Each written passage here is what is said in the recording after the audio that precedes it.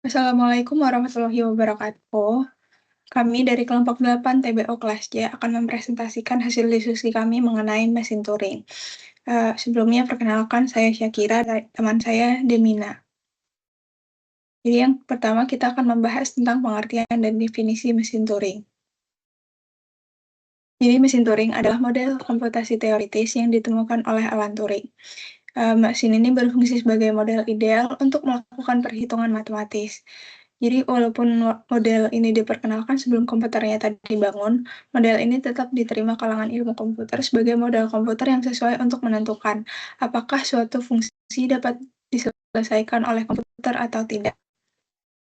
Mesin Turing terkenal dengan ungkapan apapun yang bisa dilakukan oleh mesin Turing pasti bisa dilakukan oleh komputer. Kemudian sejarah dan penciptaan oleh Alan Turing. Mesin Turing ini diusulkan pada tahun 1936 oleh Alan Turing.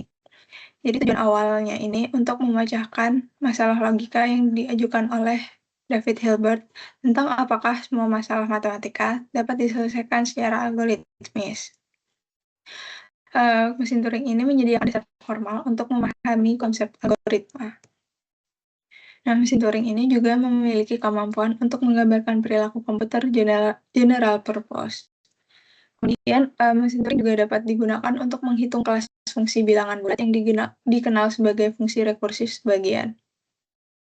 Mesin Turing ini juga bisa berperan sebagai mesin pengenal bahasa formal seperti FSA dan PDA. Bahasa yang dikenali oleh mesin Turing adalah bahasa tanpa pembatasan atau non-restricted language. Nah, komponen utama pada mesin Turing ini ada 3, yaitu pita, kepala baca tulis, dan tabel instruksi. Nah, untuk pita sendiri memiliki sifat panjangnya tidak berhingga, dengan ujung kiri yang terbatas dan ujung kanannya tidak terbatas. Kemudian dapat dibaca maupun ditulis, dan setiap sel berisi sebuah karakter dari kalimat yang akan dikenali. Dan sel yang tidak berisi simbol masukan akan berisi simbol kosong atau blank. Dan sering digunakannya adalah menggunakan simbol B. Nah, kemudian yang kedua ada kepala baca atau tulis. Komponen ini dapat membaca, menulis, atau menghapus simbol pada sel pita Turing Machine. Dan kepala ini juga dapat bergerak ke kiri atau ke kanan untuk mengakses sel berikutnya. Nah, yang terakhir ada tabel instruksi. Tabel instruksi ini adalah inti dari pemrograman untuk mesin tersebut. Tabel ini berisi sekumpulan aturan atau instruksi yang bersifat finite atau terbatas, yang menentukan tindakan mesin berdasarkan kondisi tertentu.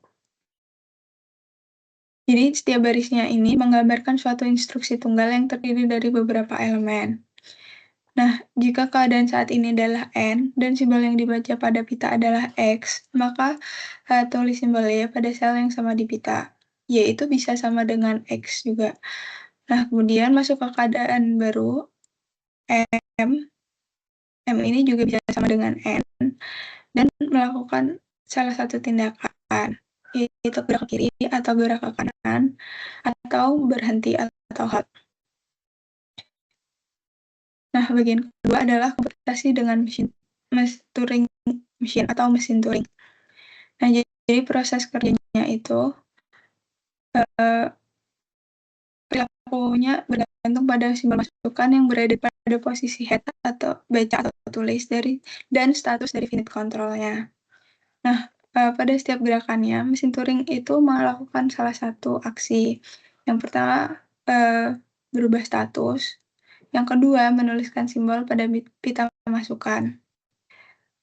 Nah, aksi penulisan ini itu mengubah simbol yang sebelumnya pada sel tersebut. Yang ketiga, menggerakkan head ke kiri atau ke kanan. Dan proses ini itu akan berlanjut hingga mesin mencapai keadaan akhir atau berhenti secara eksplisit atau halting. Nah, langkah-langkah komputasinya, yang pertama, inisialisasi, yang dimulai dari keadaan atau state awal S0. Nah, kepala baca atau tulisnya itu berada di posisi pertama pada pita, dengan input ditulis di pita sementara, sisa sel kosong, atau diisi dengan simbol tertentu seperti B. Nah, kemudian ada siklus komputasi.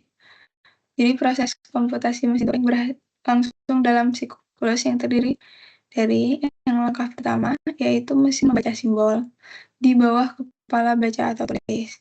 Langkah kedua, mesin menulis simbol baru pada sel jika diperlukan. Langkah ketiga, kepala bergerak ke kiri atau ke kanan pada pita sesuai instruksi. Langkah keempat, mesin memasuki keadaan atau state baru sesuai tabel instruksi. Nah, siklus ini akan terus diulang hingga mesin berhenti. Nah, ini tadi terdapat pengulangan siklus. Jadi, siklusnya itu diulang hingga mencapai salah satu kondisi. Yang pertama, mesin memasuki keadaan berhenti atau halting state, atau mesin tidak memiliki instruksi lebih lanjut untuk dijalankan. Nah, untuk, hasil komputasinya itu didapat ketika mesin berhenti. Jadi hasil komputasinya itu akan ditinggalkan di pita dan dapat dibaca dari posisi tertentu hingga akhir string atau hingga simbol kosong B. Saya Dimina DC Sara, di sini saya akan melanjutkan apa yang sudah dijelaskan oleh Syakira. Selanjutnya di sini ada contoh algoritma sederhana. Mesin Turing M akan digunakan untuk mengenali bahasa L, di mana bahasa L ini 0 pangkat N, 1 pangkat N, di mana N lebih besar sama dengan 1. Nah, contoh string di dalam bahasa L, misalnya ada 01, 0011, dan seterusnya. Cara kerja mesin Turing untuk mengenali bahasa L dinyatakan dengan algoritma berikut. Yang pertama, ganti simbol 0 paling kiri dengan simbol X. Kemudian gerakan head ke kanan hingga dijumpai simbol 1. Ganti simbol 1 paling kiri dengan simbol Y. Gerakan head ke kiri hingga dijumpai lagi simbol X. Lalu geser head ke kanan akan diperoleh 0 paling kiri. Lalu kembali lagi ke 1. Jika pada saat bergerak ke kanan untuk mencari 1, mesin Turing M menjumpai simbol B, maka berarti banyaknya 0 lebih dari banyaknya 1. Kesimpulannya, string masukan tidak dikenali. Jika pada saat bergerak ke kiri, M tidak menjumpai lagi 0, maka M memeriksa apakah masih ada 1. Bila habis, maka string diterima atau dikenali. Jika sebuah string diterima, maka mesin Turing M berhenti. Untuk string yang tidak dikenali, ada kemungkinan M tidak berhenti atau looping. Nah, ini ada contoh ilustrasinya, contohnya misalnya string masukannya 0001111. Nah, ini tadi dari kiri, terus yang paling 0 ini diganti dengan X, lalu geser ke kanan hingga menjumpai 1, lalu 1 diganti dengan Y, geser lagi ke kiri untuk mencari X, lalu geser ke kanan untuk mencari 0 dan diganti lagi dengan X, lalu geser ke kanan untuk mencari 1 dan diganti dengan Y, geser lagi ke kiri untuk mencari X, lalu ke kanan lagi untuk mencari 0, lalu geser lagi ke kanan untuk mencari 1, lalu satunya diganti dengan Y, lalu mengecek apakah masih ada 0 atau masih ada 0, sudah tidak ada maka string 000111 dikenali oleh mesin M. Pada keadaan awal dalam pita terdapat rangkaian simbol dalam bentuk 0 pangkat N. Untuk menambahkan fungsi dengan 1, maka gerakan yang harus dilakukan adalah menambahkan satu simbol 0 pada sel paling kanan, sehingga pada pita terdapat rangkaian simbol dalam bentuk 0 N pangkat 0 pangkat N plus 1. Nah, ini misalnya contoh awalnya, pitanya 000 BBB. Nah, jadi algoritmanya ini geser head ke kanan hingga dijumpai B, lalu ganti B dengan simbol 0. Berarti geser ke kanan hingga jumpai B, berarti B ini harusnya diganti dengan 0, seperti ini. Selanjutnya pengurangan mesin Turing untuk menghitung M kurang N. Pengurangan M kurang N didefinisikan sebagai M kurang N jika M lebih besar sama dengan N, dan sama dengan 0 jika M kurang dari N. Pada keadaan awal di dalam pita, terdapat rangkaian simbol dalam bentuk 0 pangkat M, 1, 0 pangkat N. Mesin berhenti bila di pita tercetak simbol 0 pangkat M kurang N. Nah, algoritmanya, pertama, M mengganti simbol 0 yang pertama dengan B. Kemudian, dilakukan pencarian 1 ke kanan yang diikuti dengan 0, mengganti 0 dengan 1. Selanjutnya, M kembali bergerak ke kiri sampai ketemu B, lalu kembali lagi ke 1. Nah, pengulangannya ini berhenti jika kasus 1. Ketika pencarian ke kanan simbol 0, mesin M tidak menemukan B. Atau kasus yang kedua, mulai mulai pencarian M tidak menemukan 0 untuk diganti dengan B. Nah, contohnya di sini misalnya pita berisi string 0010 artinya 2 kurang 1. Diingat kembali, ini berarti M-nya di sebelah kiri 1, satunya ini sebagai pembatas, berarti di sebelah kanannya N, berarti 2 kurang 1. Nah, ini pertama dia menemukan 0 paling kiri kan, 0 paling kirinya diganti dengan B. Lalu dia geser ke kanan untuk mencari 1. Nah, dari satunya ini sebelahnya kan 0. Nah, 0-nya ini diganti dengan 1. Lalu dia geser lagi ke kiri untuk mencari B, lalu string 000111 dikenali oleh mesin M. Selanjutnya, contoh penggunaan mesin Turing pada masalah komputasi. Nah, yang pertama penjumlahan. Nah, mesin Turing untuk menghitung Fn sama dengan n plus 1. Mengubah nolnya ini lagi menjadi B. Sampai akhirnya hasilnya adalah B0 Q6. Di mana Q6-nya adalah final state. B menandakan bahwa bagian sebelumnya dari pita representasi M telah diproses. Lalu 0 menandakan bahwa simbol 0 yang tersisa dalam pita. Di mana 0-nya ini ada 1, berarti hasilnya adalah 1. Nah, selanjutnya adalah perkalian. Mesin Turing K akan menghitung perkalian integer M dan N, yaitu M kali N.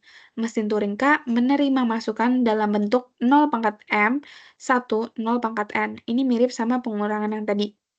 Setelah mesin Turing berhenti, pada pita akan tertera luaran dalam bentuk 0 pangkat M, N. Jadi, M-nya ini jumlah 0 sebelum 1, N jumlah 0 setelah 1. Nah, tujuannya ini menghasilkan output berupa 0 pangkat MN, yaitu simbol 0 sebanyak hasil perkalian M kali N. Nah, prosesnya yang pertama, tambahkan simbol 1 sebagai pemisah di tambahan di pita, lalu salin 0 pangkat N ke bagian hasil baru sebanyak M kali. Setiap kali 0 pangkat N disalin, satu simbol 0 dari M akan dihapus. Ulangi proses hingga semua simbol 0 di M habis. Nah, hasil akhirnya, ketika selesai, pita akan berisi simbol 0 sebanyak M kali N. Nah, langsung aja masuk ke contohnya. Di sini misalnya perkalian 2 kali 3, di mana M-nya 2, N-nya 3. Jadi pita awalnya 001000. Mesin memproses simbol pertama di M, 0 yang pertama. 0 yang pertama berarti ini. Nah, simbol ini ditandai dengan B, lalu mesin menyalin 0 pangkat N yang isinya 3, N-nya 3, ke lokasi baru setelah pemisah. Maka pitanya sekarang, nih, jadi si 0-nya ini diganti dengan B, lalu dia menyalin 3 ini ke sebelah kanan. Nah, mesin memproses simbol kedua di M, yaitu 0 kedua, berarti ini. Lalu mengganti ke simbol B, menyalin 0 pangkat N ke lokasi baru setelah hasil sebelumnya. Nah, berarti menyalin 3 0 lagi di setelah hasil yang ini. Nah, jadi seperti ini. Lalu M sudah habis, mesin berhenti. Maka pita akhir adalah seperti ini, dan terdapat 6 kali simbol 0. Maka hasilnya adalah 6. Nah, selanjutnya adalah fungsi. Untuk menghitung fx sama dengan GHX. Nah, misalkan HX dihitung oleh mesin Turing H, GX dihitung oleh mesin Turing G. Nah, algoritma untuk menghitung fx. Yang pertama, dengan input 0 pangkat X pada pita. Mesin Turing F mensimulasikan gerakan mesin H. Jika hasil selesai, output HX akan tertera pada pita masukan dalam bentuk 0 pangkat HX.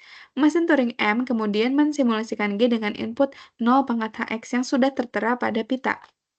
Jika G selesai bekerja, maka pita akan tertera pada output GHX.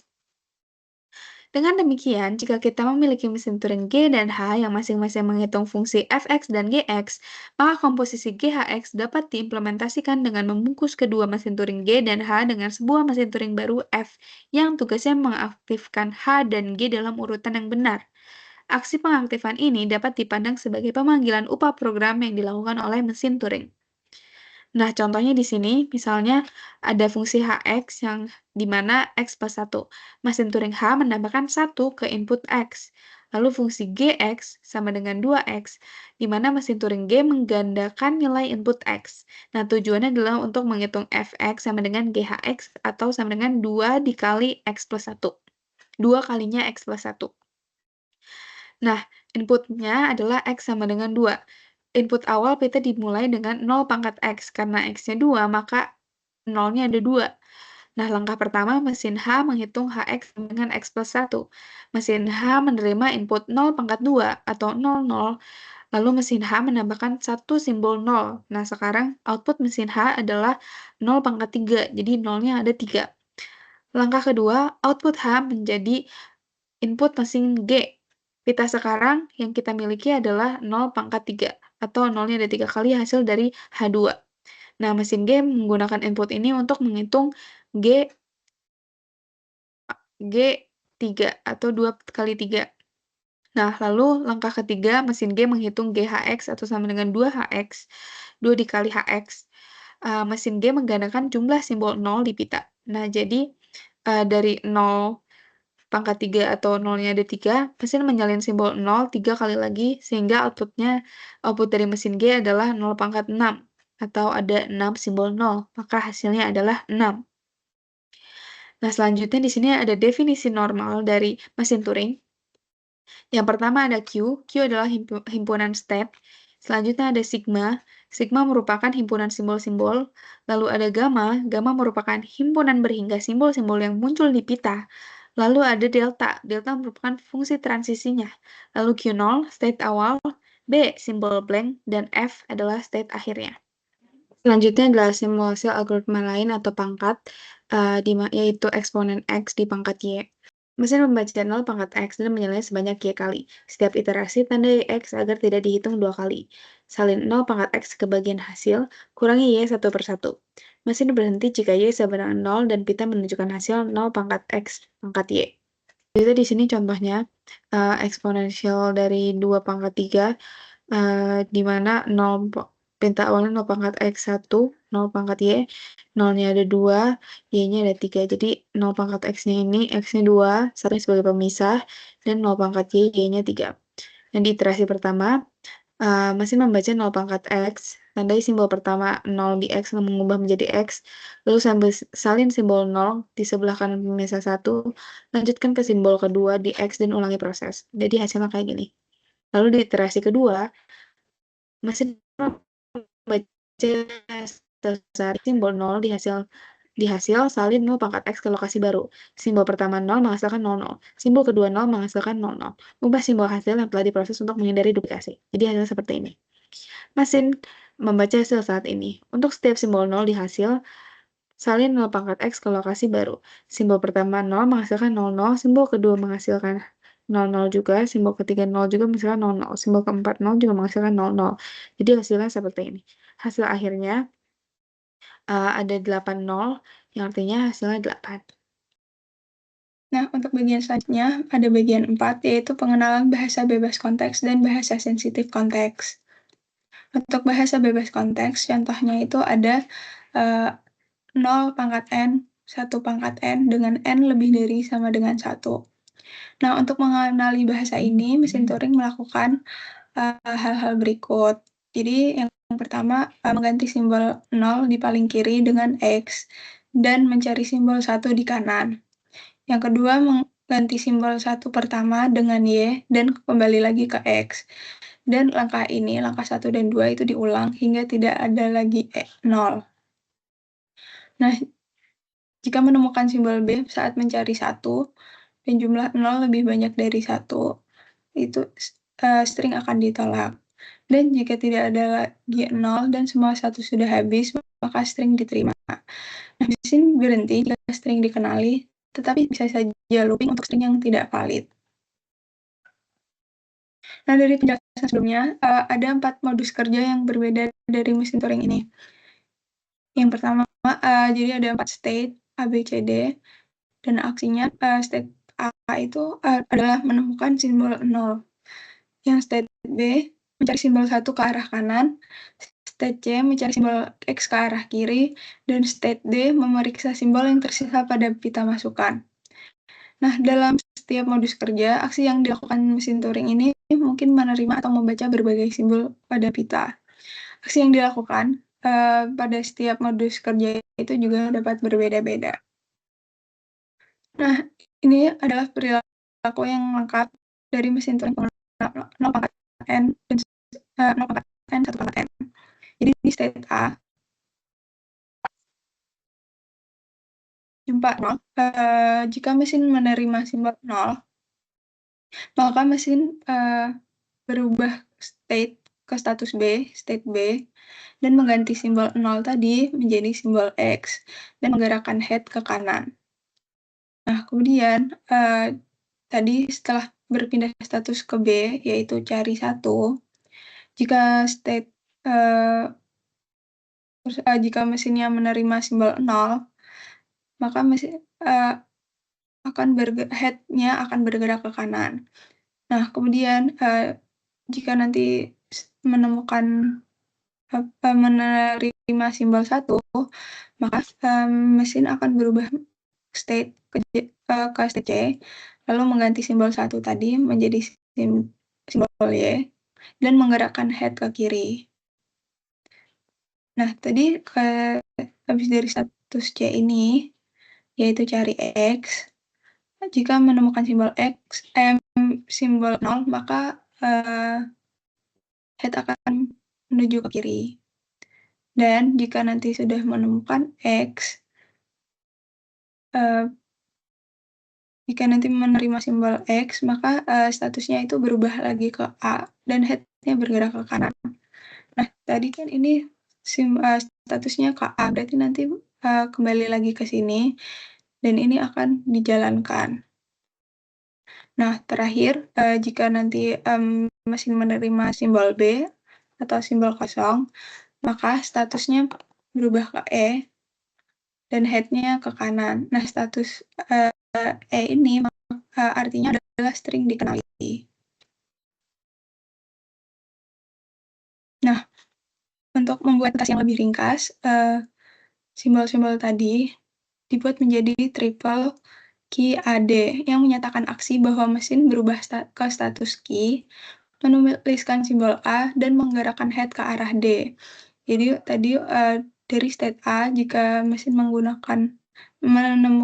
mengenali simbol 0, maka akan berubah ke status B dengan menuliskan simbol X dan menggerakkan head ke arah R. R itu right, dan jika nanti ada L itu maka left, dan seterusnya. Nah, ini untuk diagram Turing Machine dari bahasa yang telah kita bahas tadi. Ini didapatkan dari tabel yang sebelumnya ini. Dan untuk tesnya itu didapatkan yang diterima adalah input yang dengan jumlah 0 dan 1-nya itu sama. Contohnya adalah 01, 0011, 000111, 00001111, dan seterusnya. Nah, dari pembahasan sebelumnya bisa didapatkan definisi formal M dengan 7 tuple, dengan key atau state-nya itu ada A, B, C, D, E. Kemudian ada gamanya itu 0, 1, X, Y, B, yaitu input-inputnya. Kemudian sigma, yaitu simbol pada pitanya, yaitu 0, 1, dan B. Terus key 0 atau start-nya itu dari A, state A, dan final state-nya itu E. Dan dari tabel-tabel yang tadi, ini, kita bisa mendapatkan fungsi transisi ini. Selanjutnya di sini ada bahasa sensitif konteks, di mana language-nya adalah A pangkat N, B pangkat N, dan C pangkat N, di mana N lebih besar sama dengan 1. Language-nya di sini contohnya ada ABC, AA, BB, CC, dan seterusnya. Nah, di sini ilustrasinya, misalnya pitanya seperti ini awalnya. Di sini kita pertama, di A-nya diganti dengan X. Lalu menggeser ke kanan untuk mencari B, lalu B-nya diganti dengan Y. Lalu geser ke kanan mencari C, lalu C-nya diganti dengan Z. Lalu geser lagi ke kiri untuk mencari A, lalu menggantinya dengan X. Lalu geser ke kanan mencari B untuk mengganti Y lagi. Lalu geser lagi ke kanan untuk mengganti C dengan Z. Lalu dilakukan semuanya hingga semua A diganti dengan X, semua B diganti dengan Y, dan semua C diganti dengan Z. Lalu selanjutnya di sini ada tabel perpindahannya, tabel transisinya dari ilustrasi yang sudah saya jelaskan tadi. Selanjutnya di sini ada contoh penggunaan JFlap-nya juga. Dan di sini ada tes inputnya juga sudah sesuai. Lalu di sini ada definisi formalnya juga.